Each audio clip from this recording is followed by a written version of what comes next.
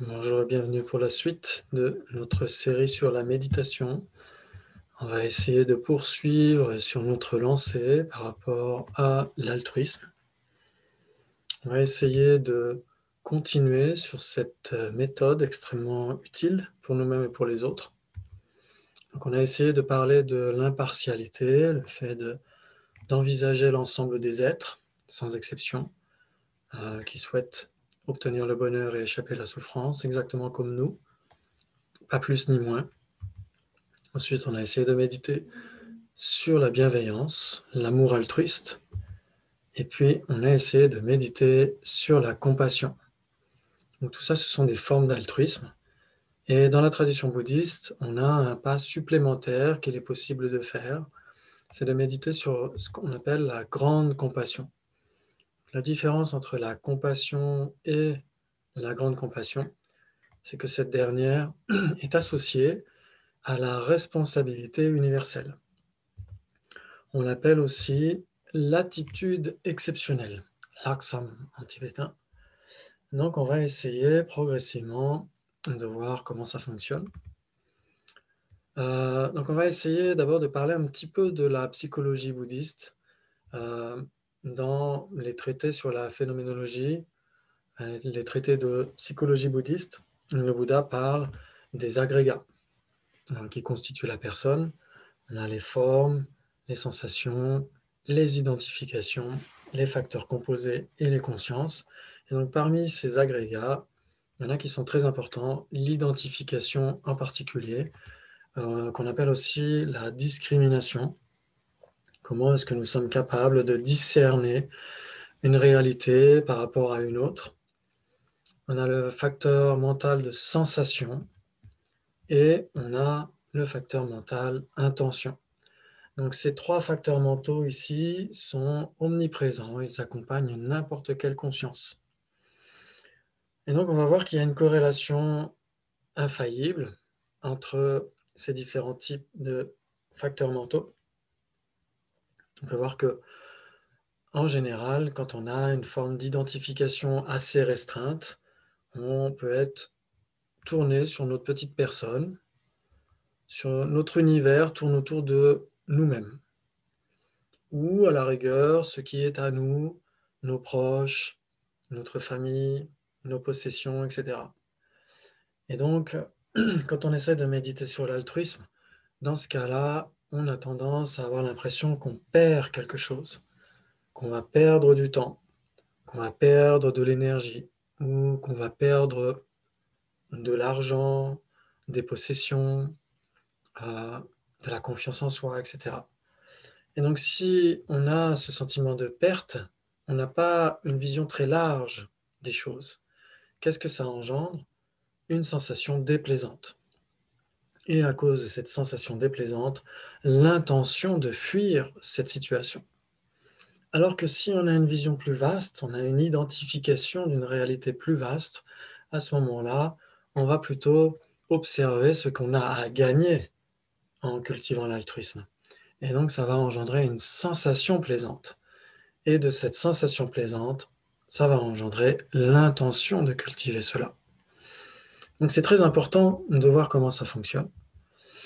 On peut méditer sur une forme d'interdépendance pour essayer de développer notre facteur mental d'identification. Donc on va essayer de méditer comme ça, si vous voulez, sur différents points. On va essayer de voir que tout seul, notre bulle est extrêmement limitée.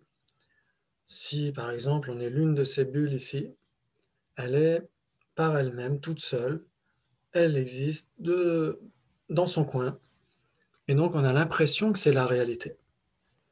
Mais si on essaie d'observer, par exemple, le moindre verre d'eau qu'on peut prendre au robinet, est-ce que c'est nous qui avons fabriqué le verre? Est-ce que c'est nous-mêmes qui avons détourné l'eau, fabriqué les tuyaux, le robinet, etc.? Pas du tout. Ça dépend d'un nombre de personnes incalculable. Le moindre verre d'eau dépend d'un nombre d'êtres incalculable.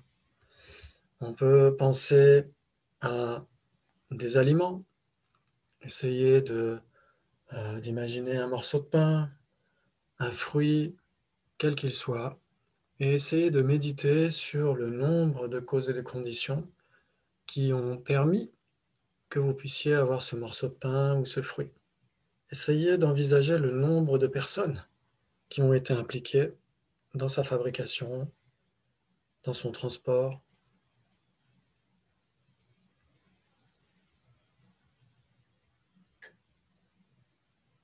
Essayez d'analyser, comme d'habitude, en employant l'attention et la vigilance, en restant focalisé bien sûr sur le sujet que vous méditez, que vous analysez.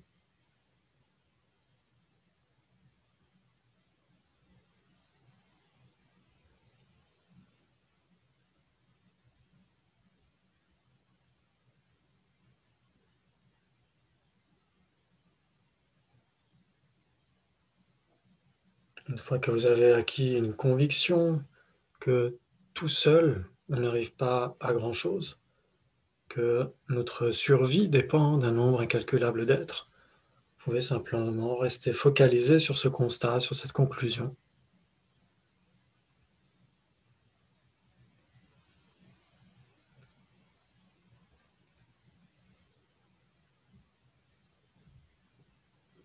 Vous pouvez élargir votre méditation sur le moindre confort que vous pouvez avoir dans l'existence, le fait d'avoir des vêtements, un radiateur, de la lumière,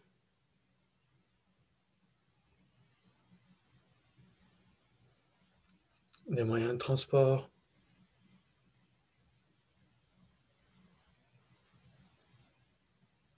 Des loisirs.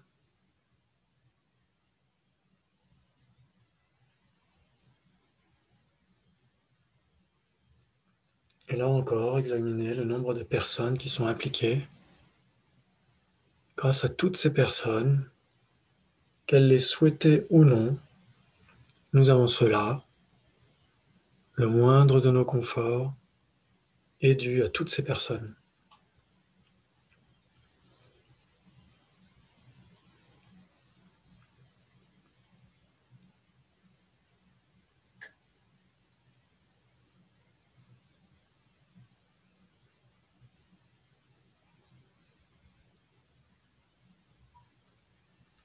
Pensez aussi à la santé,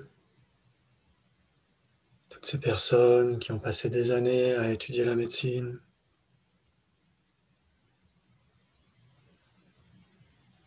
Pensez à la culture,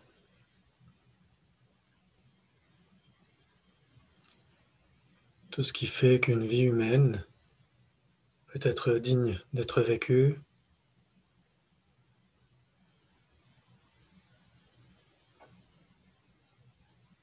Ne serait-ce qu'un livre, prenez un livre, le nombre de personnes impliquées dans sa fabrication.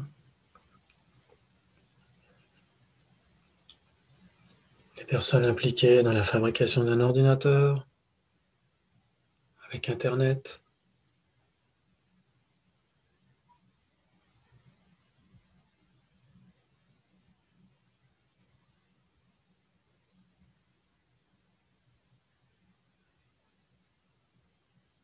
Et là encore, quand vous avez cultivé un vrai regard, une vraie conclusion, vous pouvez demeurer en focalisation sur cette conclusion.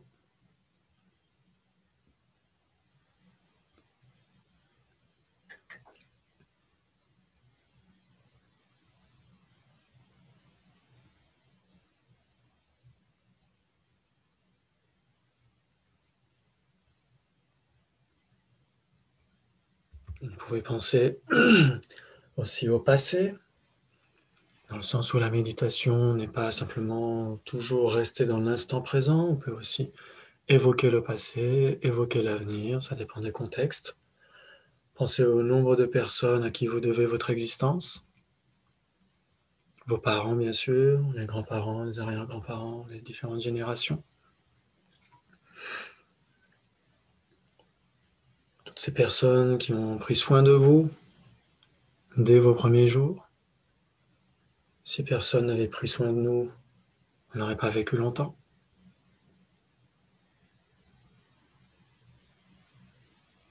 On nous a nourris, habiller, donner de l'affection.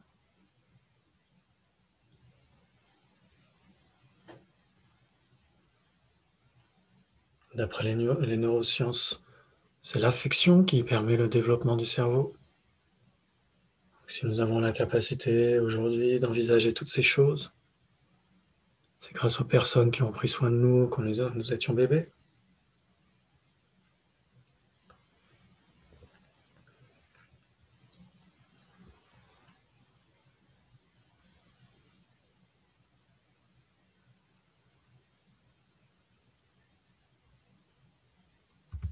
Et puis plus tard, pour avoir suffisamment d'autonomie dans la vie, de pouvoir choisir un type ou un autre d'existence, une profession, nous avons étudié, cela bien sûr dépend d'innombrables personnes, un système scolaire, des professeurs qui eux-mêmes ont étudié, avec d'autres professeurs qui eux aussi ont étudié, avec d'autres professeurs, etc.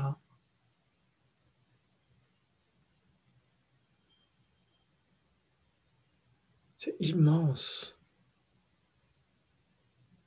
Tous les êtres impliqués dans le moindre de nos conforts, la moindre de nos compétences acquises au fil du temps.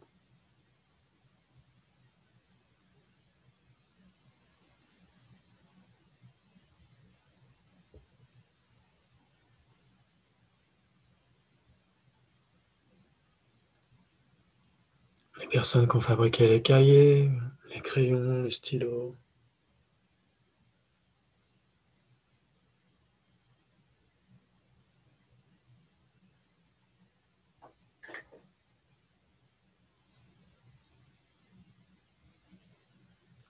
les personnes qui ont travaillé dans les cantines,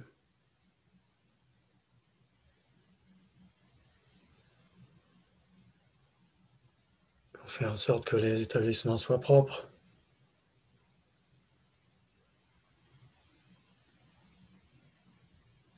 Vous pouvez être créatif, envisager un nombre de personnes immense, et aussi les personnes qui vous ont donné de l'affection, vos amis au fil du temps, vos proches, les amis de vos amis, les amis des amis de vos amis.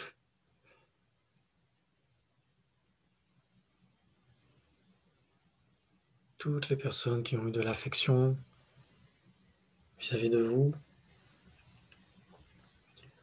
les personnes qui vous ont appris les coutumes, les comportements prosociaux qui font qu'on peut vivre en société de manière harmonieuse.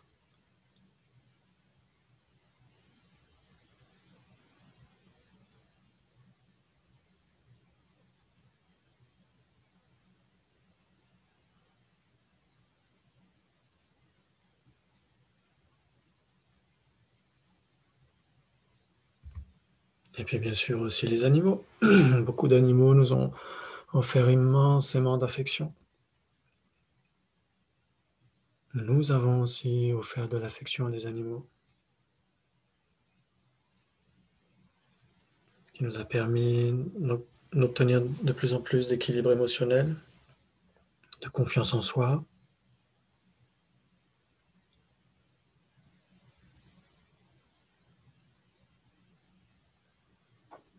Toute l'affection que nous avons obtenue, que nous avons donnée pour les humains, pour les non-humains, c'est ce qui nous a construit aussi. D'autres animaux ont fait en sorte que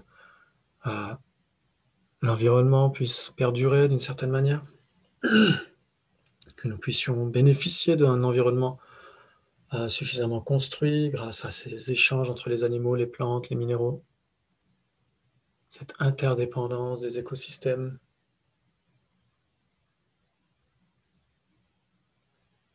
Si nous pouvons avoir de l'eau, des minéraux, des aliments, des vêtements, tout ça c'est dû à la nature. Ça ne tombe pas du ciel. Et la nature est faite de tous ces végétaux, animaux, etc. Nous devons d'immenses bienfaits à tous ces animaux que nous ne connaisserons pas.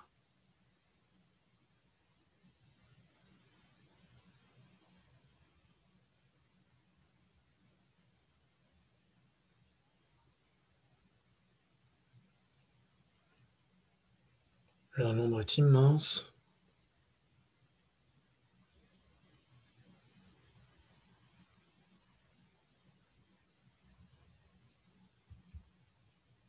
Et donc cette interdépendance que nous avons vis-à-vis de la nature montre à quel point un nombre d'êtres incalculable nous a permis le moindre confort dans cette existence.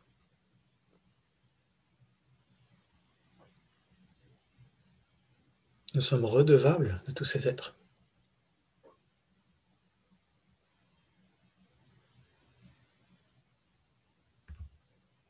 Non seulement au cours de cette existence, mais du point de vue bouddhiste, on a eu un nombre d'existences infini par le passé. Nous avons agi, interagi avec d'autres. Nous avons accumulé des actes extrêmement vertueux pour avoir obtenu cette précieuse existence humaine actuellement. Et ces actes extrêmement vertueux ont été effectués en dépendance d'autres êtres. Nous nous sommes abstenus de tuer, abstenus de voler, abstenus de mentir. Tuer qui? D'autres êtres. Voler qui? D'autres êtres. Mentir à qui? À d'autres êtres. Et ça pendant un nombre d'existences incalculables. Donc, tous ces êtres dont nous ne nous souvenons pas, que nous ne connaissons pas au cours de cette existence, tous ces êtres nous ont offert cette précieuse existence humaine. Au cours d'innombrables existences, encore et encore.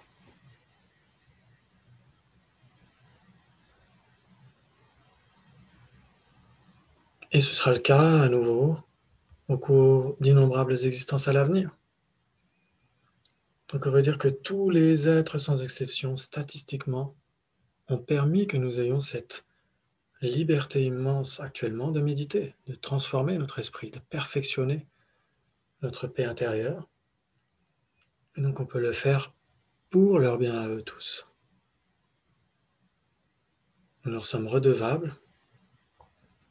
Pratiquer la méditation n'est qu'un juste retour des choses.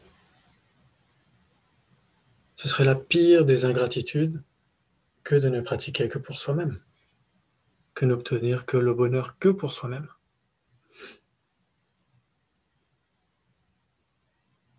Et donc en pensant à tout ça, on voit cette interdépendance inéluctable entre tous les autres et nous-mêmes. Ça ressemble beaucoup au filet d'Indra dans la mythologie hindoue. Un filet immense dans tout l'univers. Et à chaque intersection se trouve un diamant qui reflète tous les autres. C'est comme si chacun d'entre nous était un diamant qui existe parce que les autres existent. Cette précieuse existence humaine que nous avons maintenant, douée de liberté et d'opportunités, tous ces loisirs, ce confort, tout ce que nous avons, nous le devons aux autres.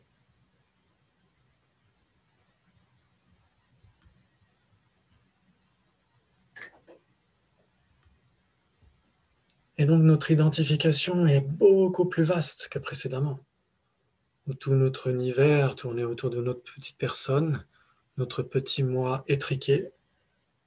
Nous voyons maintenant l'échiquier plutôt dans son étendue. Cela peut générer une sensation plaisante, ce que j'ai à gagner en développant l'altruisme, la bienveillance, la compassion, l'attitude exceptionnelle, la responsabilité universelle, la grande compassion. J'ai tout à y gagner. Mon bonheur dépend de celui des autres.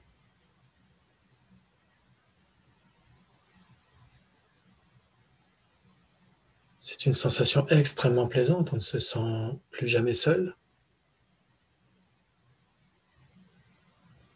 On donne un sens à son existence grâce aux autres.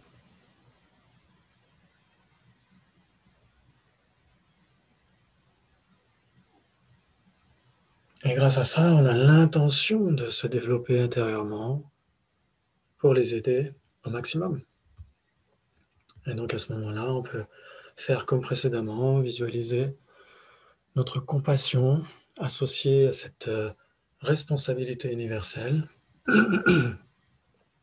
devient la grande compassion.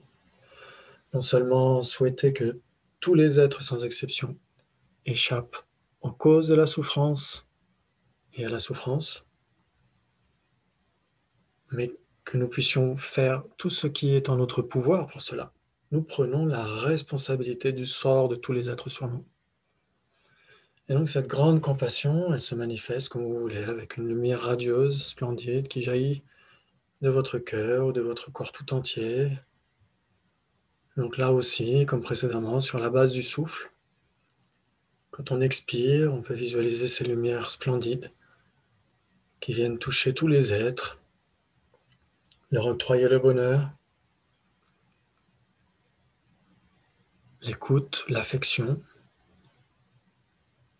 les biens matériels, la santé,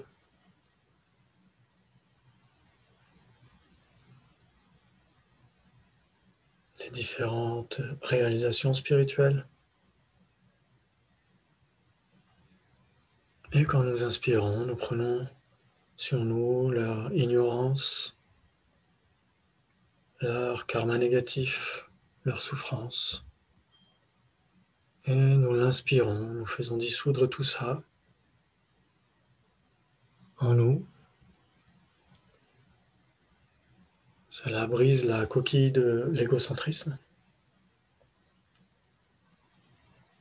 Et à nouveau, quand nous expirons, cette lumière radieuse qui représente toutes nos qualités jaillit vers tous les êtres sur la base de la bienveillance. Et là encore, leur octroie le bonheur, les différents types de bonheur, temporaire et définitif. Et quand nous inspirons, nous pouvons prendre leurs différentes difficultés, leur solitude, leur tristesse, leur dépression. Et nous l'inspirons.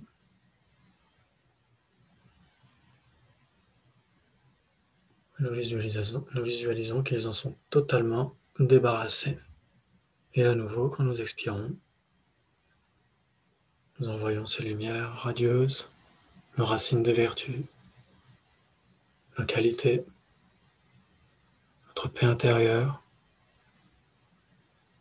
Tout cela est offert sans aucune retenue. Un signe de gratitude pour tout ce que les êtres nous ont offert.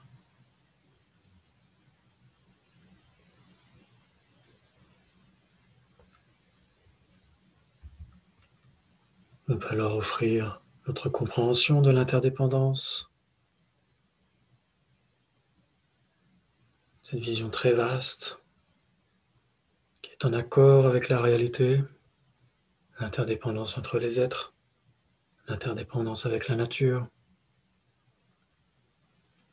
le respect mutuel, la compréhension, l'harmonie.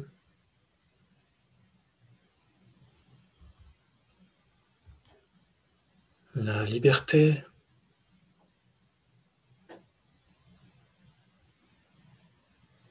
la satisfaction des besoins naturels. Et en échange, on peut prendre leur peur, panique, leur souffrance, leurs difficultés, leur karma négatif, leur solitude.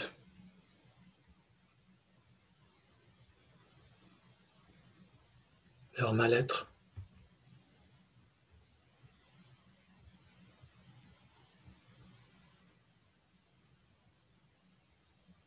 Et nous prenons tout cela sur nous, toutes ces souffrances, du moindre inconfort jusqu'aux souffrances les plus atroces, en fonction de ce que nous sommes capables de prendre sur nous, bien sûr. Il faut tenir compte à chaque fois de nos limites et de prendre sur nous tout ça. Bien sûr, on peut le faire quand nous allons bien, mais aussi on peut pratiquer, donner et prendre quand nous avons une difficulté, quelle qu'elle soit. Nous pouvons visualiser que au moment même où nous éprouvons cette difficulté, tous les êtres sans exception en sont débarrassés. Comme si nous étions le seul à pouvoir éprouver cette difficulté. Donc, au lieu d'être tourné dans notre petite atmosphère qui semble renfermée, on est tourné vers un horizon immense. Sur ce que peuvent ressentir tous les êtres, ça permet de relativiser notre propre souffrance et de lui donner un sens, quel que soit notre problème, douleur physique, souffrance morale. On se dit, puissent tous les êtres échapper à cela au moment même où je suis en train de l'éprouver.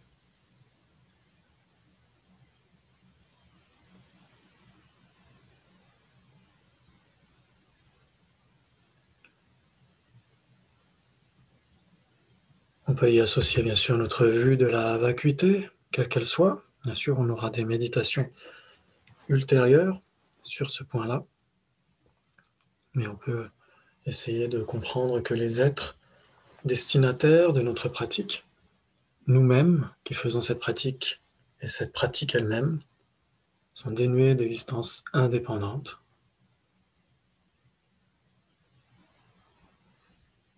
Et on pratique comme ça, sur la base du souffle.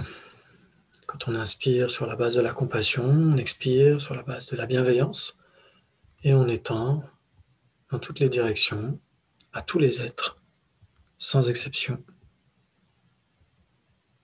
dans tout l'univers. Que notre pratique soit la plus vaste, la plus grandiose possible, la plus inspirante.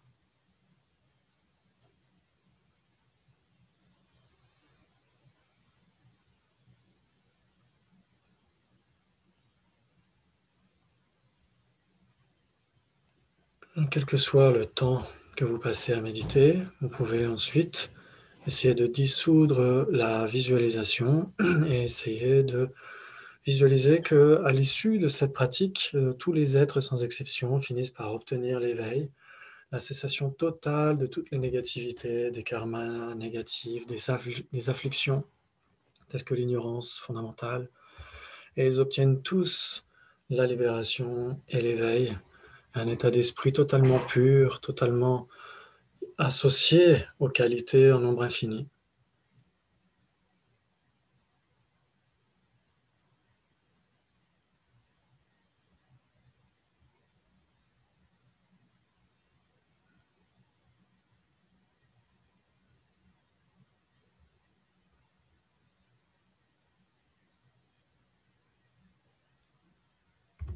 Et pour terminer, vous pouvez simplement dissoudre la visualisation et demeurer à l'instant présent, dans cette conscience extrêmement vaste, bienfaisante, dans la grande simplicité naturelle. Essayez de savourer le parfum de l'altruisme, l'immense sécurité intérieure que ça peut vous offrir, le sens que ça donne à cette existence.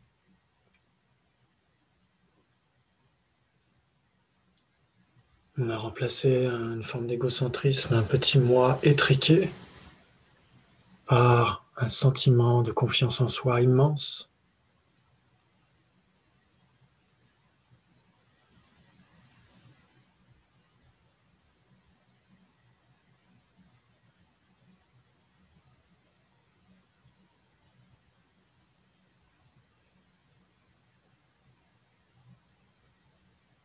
Et on peut, quand on le souhaite, pratiquer à nouveau cette grande compassion. Quelles que soient les difficultés qu'on puisse avoir, on peut les utiliser sur la voie. Et donc on peut retrouver des points très importants dans un livre de Sa Sainteté le Dalai Lama qui s'appelle « Nouvelle réalité », l'âge de la responsabilité universelle, dans le sens où, bien sûr, ça a des aspects extrêmement pragmatiques. Ce n'est pas uniquement être assis sur le coussin. Ça peut se manifester dans notre vie au quotidien, la façon dont nous consommons, la façon dont nous nous comportons avec les autres, la façon dont nous pouvons vivre au sein d'une même famille humaine, au sein d'une même famille immense qui englobe tous les êtres sans exception. Et puis aussi d'excellents conseils par rapport à la pratique de Tonglen, donner et prendre, qu'on a essayé de faire là en particulier, mais d'autres conseils aussi donnés par Sa Sainteté dans Puissance de la compassion. Et voilà, merci beaucoup et à bientôt pour une autre méditation.